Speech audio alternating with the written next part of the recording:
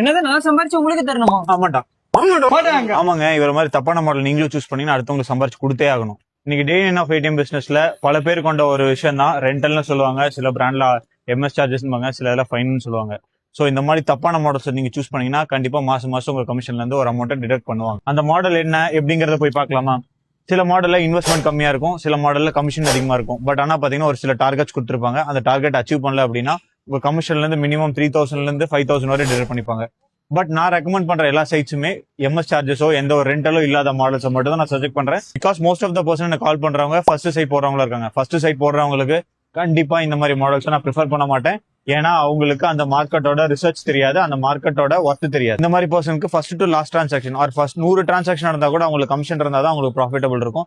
அதே மாதிரி முக்கியமான விஷயம், முக்கியமா ரெண்டல் போறவங்களுக்கு மட்டும் இந்த மாடல்ஸை நான் சூஸ் பண்ணவே மாட்டேன். பிகாஸ் அங்க என்ன வேணா நடக்கலாம். மிஷின் இஷ்யூஸால ஏதாவது நடக்கலாம், ஆர் எதி அக்கௌண்ட் இஷ்யூஸ் ஆகலாம். பட் ஆனா அந்த மாசம் பிரான்சைசி கையில இருந்து கொடுக்குற மாதிரி ஆயிரும். சோ இது எல்லாம் முன்கூட்டியே நான் கணிச்சுதான் இந்த மாதிரி மாடல்ஸ் நான் ப்ரிஃபர் பண்றது இல்ல. இதே மாதிரி உங்களுக்கு ஏடிஎம் பிரான்சைசி வேணும்னா கீழே இருக்கிற நம்பருக்கு கால் பண்ணுங்க, உங்களுக்கு ஹெல்ப் பண்றதுக்கு ரெடியா இருக்கு. உங்களுக்கு இதே மாதிரி ஏடிஎம் பிரான்சைசி வேணும்னா எங்க பயோல இருக்கிற லிங்க் கிளிக் பண்ணி அதுக்கு உங்க லொகேஷன் ஷேர் பண்ணுங்க, நாங்க உங்களுக்கு ஃப்ரீயாவே வேலிடேட் பண்றோம்.